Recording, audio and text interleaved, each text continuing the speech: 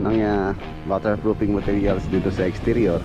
So skim coat ang gamit na pinamarkingan ko na or pero dito isa multipoint or dito mga bitana UPVC. Kung talagang nagpapagawa kayo ng bahay, gusto nyo talagang lifetime na yung inyong mga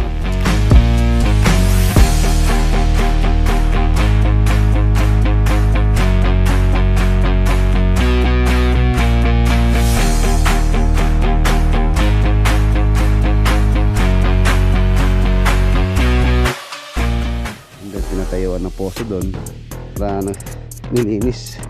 So ngayon ayun na, malinis na po yung area. Yung linggo na lang mga boss, tapos na po dyan. And then, lalaki si Mang Sahin. Oo, syempre mga bagong Sahin.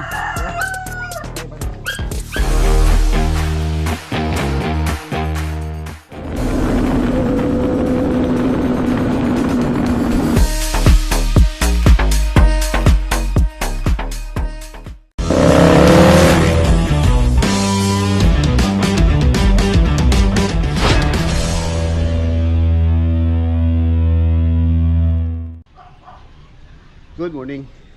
Mga boss, Saturday. Payday po ngayon. Lakad natin sa Lakeshore project. Ayan, tapos dito sa farm magbubuhos sila ng mga posting ngayon. So by Monday siguro mababawasan na po yung mga gagawa rito. Meron akong ididestino sa ibang project. Ayan, tapos yun nga, May 2 tayo ngayon. Kahapon holiday, hindi po ako umalis kahapon. Ginawa ko yung kahapon dito, yung water source namin. Ayun, no? At least dito na lang sila, dito na lang yung magiging water source nila.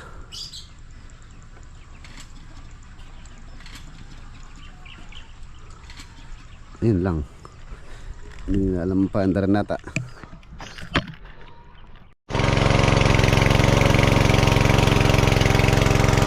Okay na, ubusan nila ngayon yung poste.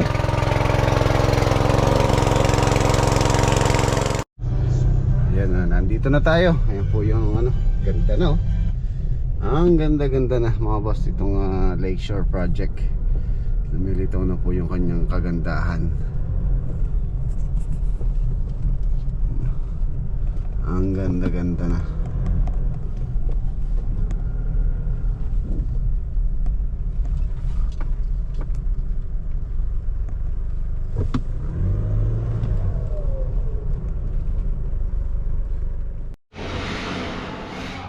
Ayan na mga boss, sa Lakeshore project. Ayan na, alos tapos na po yung pag-apply ng waterproofing materials dito sa exterior. So nag-start na silang mag-apply naman ng skim coat. Skim coat, ang gamit natin skim coat tulad ng dati. Ayan mga boss, yung kanyang baggy sa Bostik skim coat.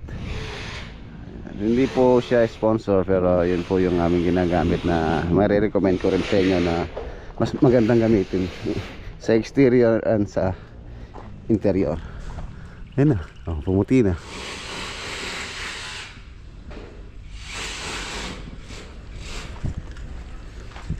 Halos dito sa likod. Nag-a-apply na rin po sila dyan.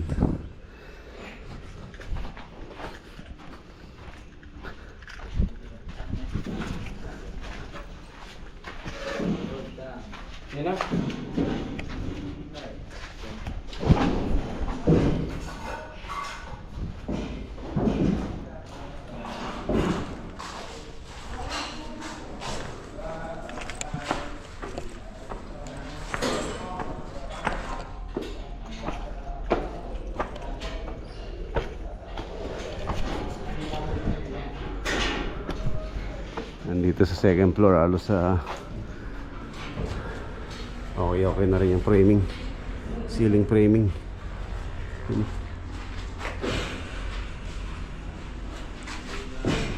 Ayos.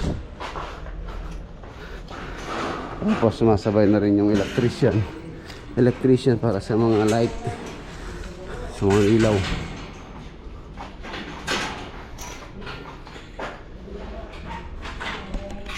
Ito yung master.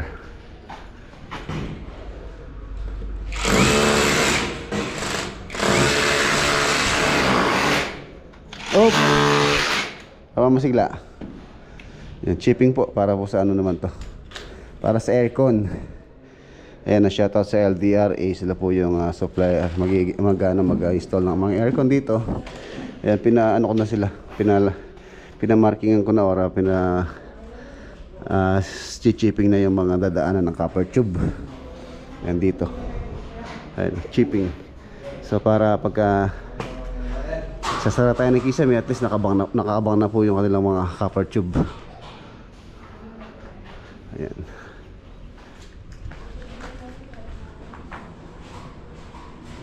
Master bedroom.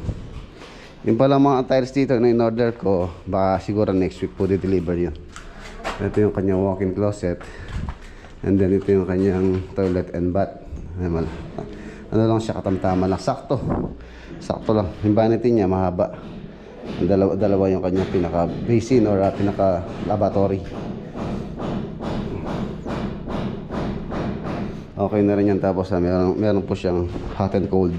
And nakalinya na yung kanyang pinaka water line.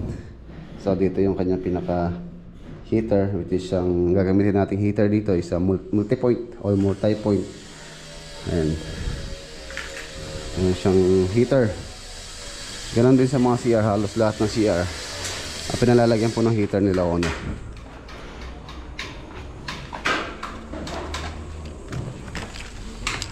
Ito yung isang common CR dito sa taas. Ayan.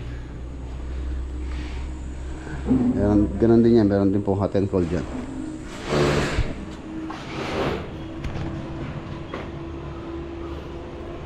Electrical. Ito yung spandrel, latsyo na la. Yung mga spandrel nandito na po yata. So i-start na lang yung spandrel or isame dito sa may eaves.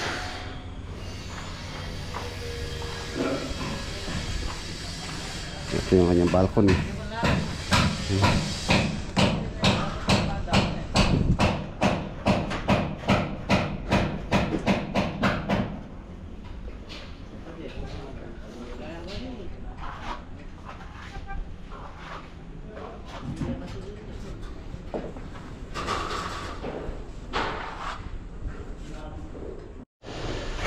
Ayan, update po pala tayo sa ano namin, gagamitin naming doors and window na materials is bale nagkasundo na raw sila beams window sa sa mga window na ikakabit po rito, which is ito po yung magiging dito, mga bitana UPVC, and then yung colored yata na napili nila is ito, color gray. Itong kulay na to. Tapos ito yung kanilang yari, ayan na. Tapos ano siya mga boss, hardness. Ayan, napakakapal niya, napaka quality ng materials. So highly recommend kung talagang nagpapagawa kayo ng bahay, gusto niyo talagang lifetime na yung inyong mga doors and windows, so may sasuggest ko ito. Ayan, kay Beans Windows. Ayan, meron po silang FB page, so pwede kayo mag-message for inquiries kung gusto niyo mag-inquire sa kanilang UPVC na high-end. So investment na rin po ito, magandang klase. So ayan, daling ko na siguro to para meron tayong sample na binigay sa atin ni Sir Vince. Ayan, itapa natin sa mga future project natin. Kung gusto nilang makita ito, gusto nilang mag-inquire about sa UPVC, so ayan, pwede. Ang kagandahan po rito mga boss, ang aming mga opening, nilagyan natin ng basyada.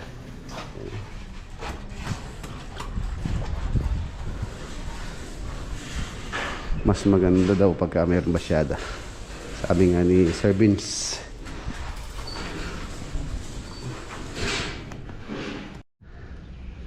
Okay, ayun mga boss, okay na. Naayatid ko na rin po yung kanilang ano dito, kanilang sahod. So saan naman tayo? Sa Riot Project naman po tayo. Dito sa Riot Project naman, halos sa konti-konti na lang din po rito. Malapit na lang kayong matapos. Ayan, nandito na tayo. Dito naman tayo sa Riot Project.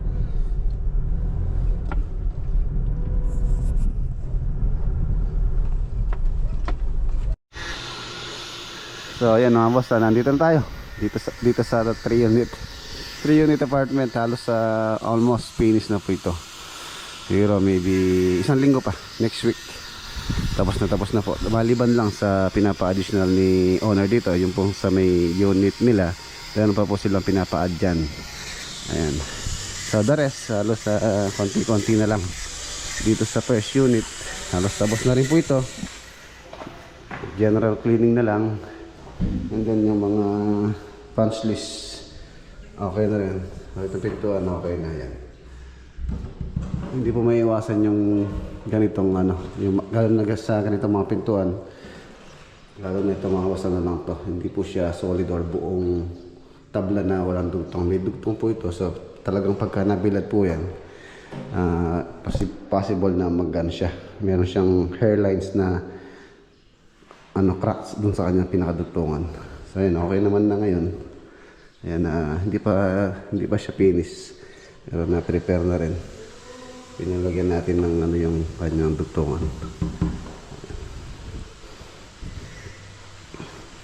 Tapos ito, next week palalagay ko na itong meter base para maano na, malagay na ng permanente yung mga power dito.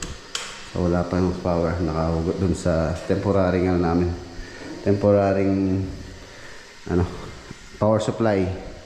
Tapos pinalagay ko na rin yung mga, ayun, napakaliit na bagay pero napaka-importante niyan, door stopper. Kung wala po kasing door stopper yan, tatama yung doorknob dito, so masisira yung doorknob po, tsaka yung pintura. Yun, no? Linis na lang. Okay na.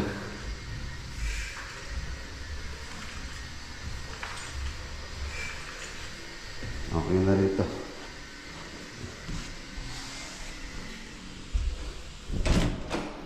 Yung mga kwarto, malinis na rin. Malinis na.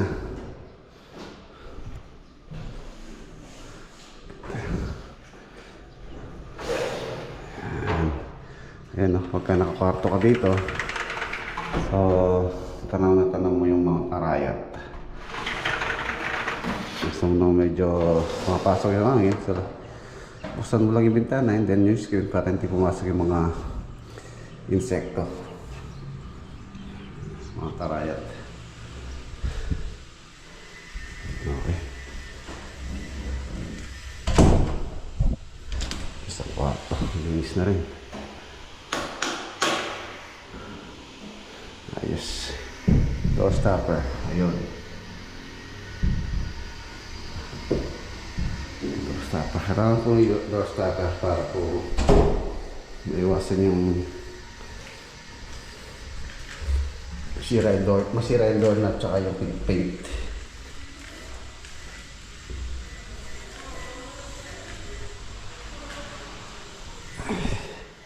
Dito naman tayo sa unit nila owner. Napakainit. Yung pagka ganitong oras, nabibilad po yung pintuan, lalo na pagka doon yung araw, medyo exposed din siya sa init.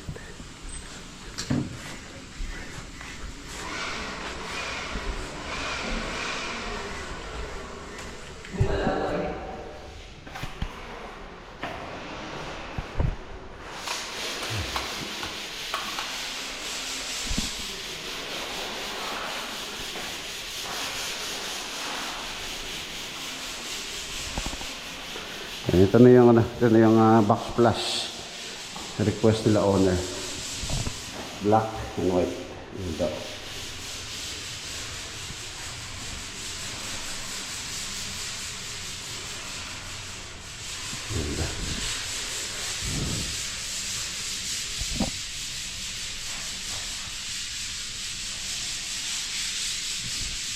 CR. Ay nakalagay na rin itong ano, yung laboratory. Dati na. Handle na lang pala ito. Sa tubig. Tubig, wala pa po tayo tubig. Hindi pa po natin na-testing to. Itong shower, saka yung mga water closet. Nag-apply na po si la owner dito. So hintay na lang natin malagay para mag-water test na tayo. Although na-test naman po yan sa pressure test bago naman ni tiles. Make sure na walang leak. Baka hindi po kasi na-test. For example, nag-tiles tayo na hindi na-test yung mga linya, may posibilidad na magkatagas. So lalo na pagka sa CR, so kailangan natin magbaklas ng tiles. So iniwasan natin. Ayan, ito pinapagawa ng ni owner to mga boss. Yung pong mga additional dito, pinapagawa po niya ng security grills. Ayan, ganun din dito. Ito na yung master bedroom. Ganda na, alas malinis na. Tapos ito yung CR. Ayan, yung cabinet.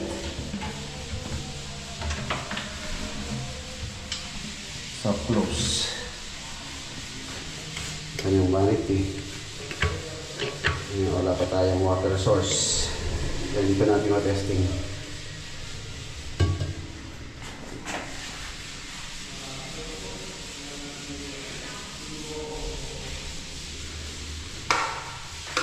Ganda. Ayos. Linis. Linis ng CR. Tapos ang ganda ng pintuan. White.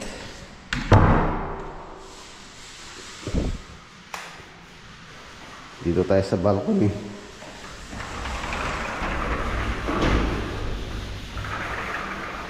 Ayan. Press ko dito.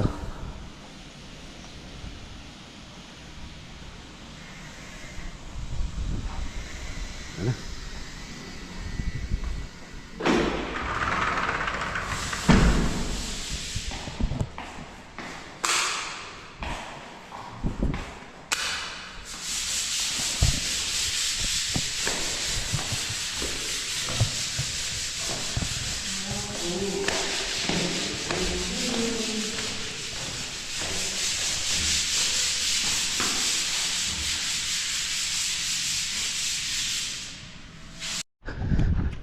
So ayan, tapos itong area malinis na rin, tatanggal na rin po yung aming mga debris dito, and nahauling na rin.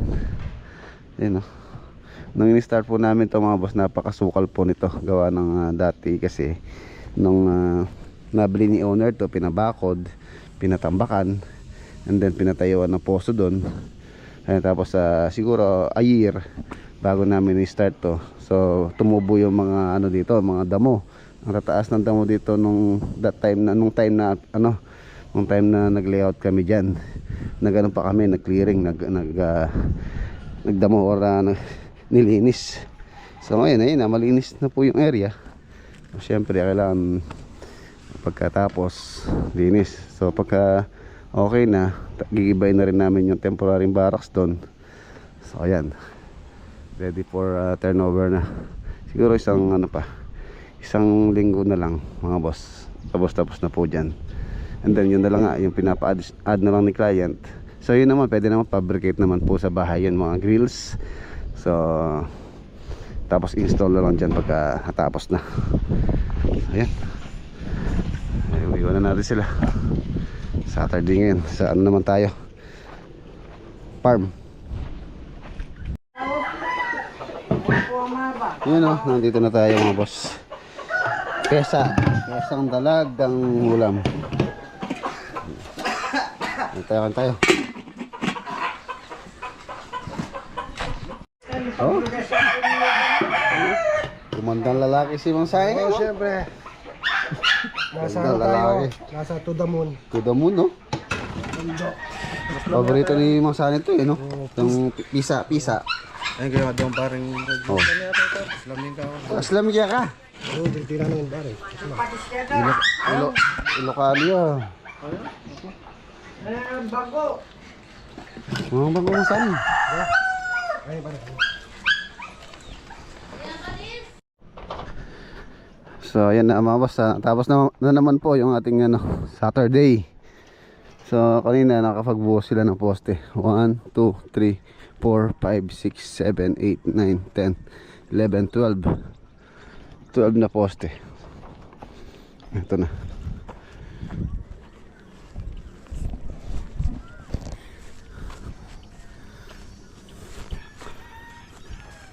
Ay, hindi pala nabuhusan to. Bale, yung binuhusan nila kayo ng maga. Sa bukas, magtatrabaho sila Margar tsaka si Tata.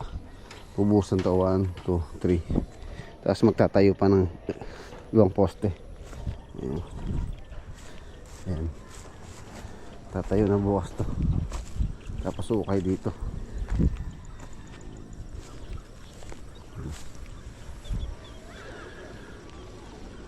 So ayan. Yun dun, continue na lang natin paunti-unti to. Baka next week kasi mga boss, or sa Monday meron na tayong, ay lilipat natin yung mga ibang tropa dito na gumagawa muna. Ayan. Ito hindi naman nagmamadali ito. Pag may libre lang, hopefully hanggang bago magtagulan, kahit masaraduan lang po yan, kahit hanggang doon lang sa may beam na yan, bago magtagulan, okay na yan. Tapos yun nga, tulad ng sabi ko, next year doon na lang natin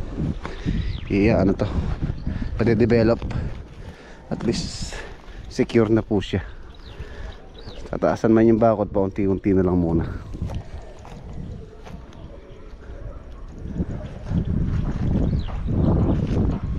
Yung tanim na mais, medyo medyo pangit po yung lupa dito, gawa ng matigas. Dapat siguro kung magtanim dito, kailangan mo ng maararo, mabungkal para sumingaw yung lupa. Pagka po kasi ganitong tulad ng tanim kami rito, hindi siya ganun kalaki, kaganda. Payat po yung mga mais. So ayan, kailangan siguro to maararo, tapos madurog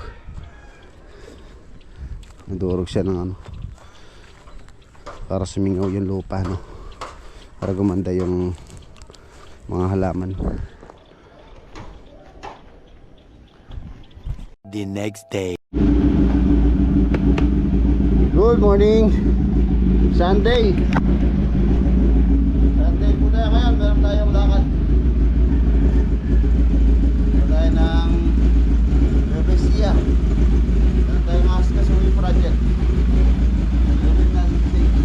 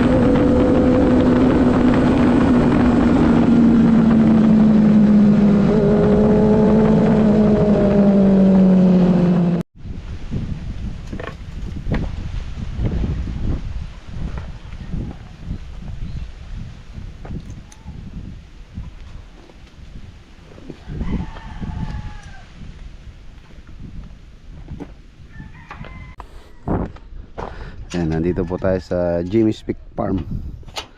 Jimmy's Peak Farm 1. Bukas mukhang may tao.